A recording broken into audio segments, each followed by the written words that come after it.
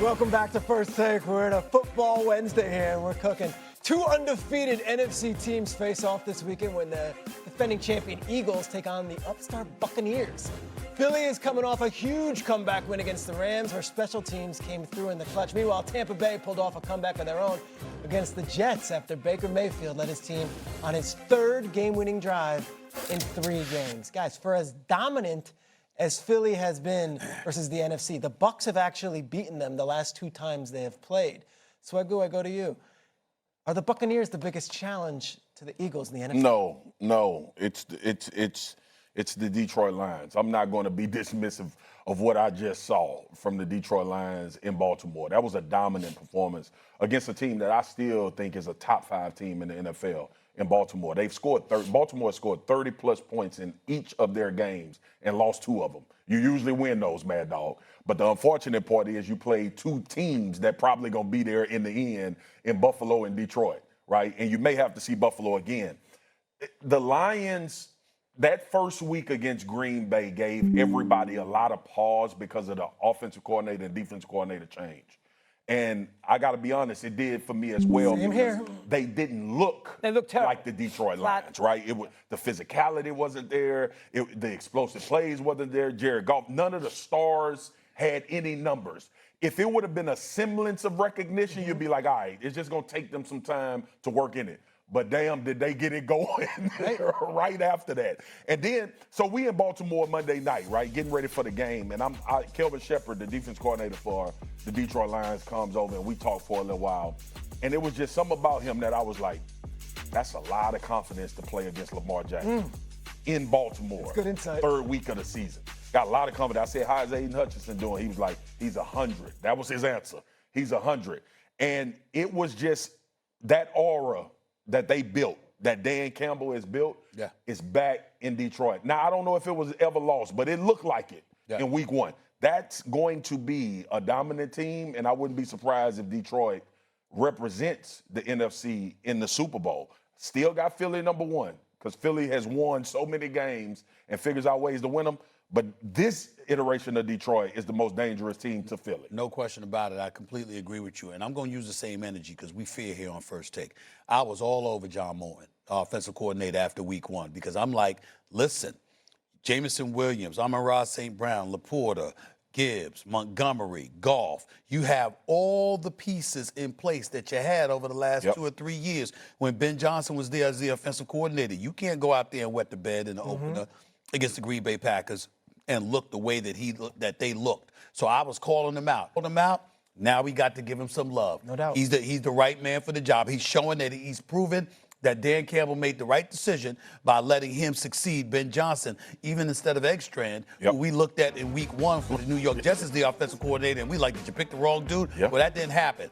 Having said all of that, I think you're absolutely right about the Detroit Lions. I view them as the number 1 threat, but I don't want to dismiss Tampa Bay. Baker Mayfield, who's been balling for a couple of years. And I know Evans is going to be out for the next 3 to 4 weeks with his hamstring injury, but you got Evans, Godwin, and Igbuka when it really, really counts. With Baker Mayfield flinging that football. Worth is coming back for the first time now at your left tackle spot. So you've got that secure as well. I'm just looking at Tampa Bay, and I'm saying they can beat anybody. I don't have them as the favorite over Philly. I don't have them as the favorite over the Detroit Lions, but they're going to have Detroit in their schedule. The only thing I would say about Tampa Bay is this, too, as well. A +6 point differential for a 3-0 start to a team is the smallest in NFL history. All right? They won the games in like 59 seconds left, like 6 seconds left, and at the buzzer. Weren't great teams. Against the Falcons, the Texans, and the Jets. So, again, the jury is still out on them. I would say Detroit is the answer to this question. Well, you guys stole what I was going to say. Before you, though, Mad Dog, there's an argument you can make that the Rams still are the 100%, right? Don't rule out San Francisco either. I am. They got a lot of guys banged up. Now, Bosa's injury is a major problem. It's a major problem. Rams have lost 3 times in the last 10 months to this Eagles team. And 2 of them they could have won. I mean, the first game they got killed. But you guys hit it right in the head. The Bucs, listen, I can't go crazy. They've won 1 game, the teams they've beaten. They're 1-8. Atlanta and the Texans and, of course, the Jets. So I can't go too crazy. To me, the Bucs are really about Mayfield, and that's the story for them. The Lions, it's about a team. Yeah. The defense, the offense, the quarterback, the running game, Campbell. The Bucs, their start is really the Ohio State kid's shown up too, but it's really about Mayfield, fourth quarter, chip on his shoulder, running on 4th and 10 for the first down against awesome. It's really about what he is doing more so than quote unquote team. The Lions, it's about the club. So that's the reason I would not make Tampa a legitimate threat to win the NFC. I just want to remind everybody, and I know Philly came away with the win. The Rams were lining up for a field goal to win the game. Of course. So that is not as far away from that being the contender to the Philadelphia I think the Rams are very, and they very were dangerous. dominant for a large part of that game. I think the Rams, I mean, I think if you rank the NFC right now, I think you got to put Philly 1. Lions, Rams. I think you're right. Yep. I agree. I would go Philly, Lions, Rams, and I would go, you wouldn't, I would go San Francisco 4. And I go Tampa 5. I would go Tampa 4 and San Francisco 5. I would echo you guys. I was the biggest critic of that Lions team after week 1, and Jared Goff has proceeded to kick my teeth in. Oh, he's played great. He's done a great job. Thanks, Jared. He's played really well. I am actually very frustrated and agreeing with y'all so much. Like we Listen, another hour. certain things Well, can't you're be done. dealing with Certain certain- things can't be Well, denied. The man threw for over 4,600 yards last year. Brilliance I here. know. This is brilliance here. You're working with brilliance. At least me. I Not got so you much know. him. See, there we go. I'm Whatever. brilliant. You're okay. You're not bad. You're not bad. I'm brilliant. You may continue. Hey, I'm trying my hardest. Here we go. Big number. We're talking about the Eagles and the Bucs this weekend, and if anyone has the Eagles number, it's Todd Bowles. Jalen Hurts is 1-4 against Bowles' defenses.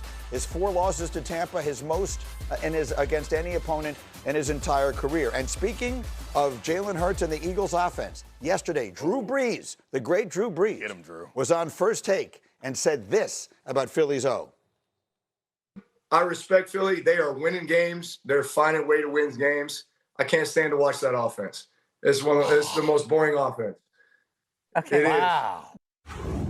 Most boring offense. Jeff Saturday took that as like a white glove slap to the face. Like sure. He's challenging you to a duel. I mean, do you find the Eagles offense boring? Absolutely not. 8 for 8 in the red zone. I mean, the highest percentage, 11 of 12, and converting 3rd and short. That's beautiful. They execute and they win. 19 of 20 games they win. There is nothing prettier than winning. And they win and they're selfless as a team. They do whatever is required. And I'm not shocked that a quarterback is going to get on air and say it's boring to watch because they want to throw it 100 times a game. The problem is you don't win many games that way. So he understands, we all understand the way the Eagles have done it. It is less risky, and they still get the biscuit. All right, they still get the biscuit, and they ain't risking it. That's what I'm talking about. Because the whole BA thing, right? Yeah. No risk it, no biscuit. Guess what? They don't have to risk it, and they get the biscuit. So let's keep it that way. Don't get pushed into doing dumb stuff. Keep playing the way you know how to play. Okay, but tell the people why you're a little salty. Well, he did beat me in the Super Bowl. Okay. and by beating me, he threw like 3 slants and a bunch of checkdowns. And they were like, it was like a 1-yard pass on the scrimmage, and the receivers would go get 5 yards. It was a run game masked in a pass, is what it was. I'll say this. I watched Drew Brees' entire career in New Orleans. I never thought to myself, this is boring. Yeah, that's watching fair. the Eagles, it's not, you made the fun of the words last week, but it's not aesthetically pleasing. Now, it is extraordinarily effective. Yeah. So I'm not arguing against that. But what he's saying, I think it's accurate. If truth is an absolute defense, my dad was a lawyer. He would always say, truth is an absolute defense. In this case, I think he's telling the truth. Yeah, and I think he's not arguing that he wants his team to win. He said he want to have fun. Right. But I would make the argument that they would win more, which is almost impossible, but they would win by more comfortable margins and be in less close games if they did add the explosive play back to their offense. My argument is not you have to throw the ball. My argument is last year Saquon was running for 40, 50 yards on one play. They're not getting that from anywhere. That's so true. throw it out there, and you saw what happened when you throw it out to A.J. Brown. He shrugs off a DB like a backpack and runs down the sideline. Do that. That's not high risk. Let's not get crazy either. It wasn't like their pass game was super complicated. That's true. It's a comeback. This is a sneaky great game, by the way. Oh, it's unbelievable. It's a Sneaky great game. I only worry about Mike Evans. That's my only. Can I say this, too, about the whole Todd Bowles thing? Mike Evans, for those of you who didn't hear, not playing. Right, hamstring, going to be weeks. The whole idea of the Todd Bowles shutting down Jalen Hurts, Todd Bowles shuts down a lot of people, bro. Yeah. Their defense, first of all, they can play the run. They're super physical up front, and they blitz you like crazy. So if you don't got answers both, it's tough. Todd Bowles shuts down a lot of QBs. So there's no disrespect that they've lost to those guys. I mean, and it's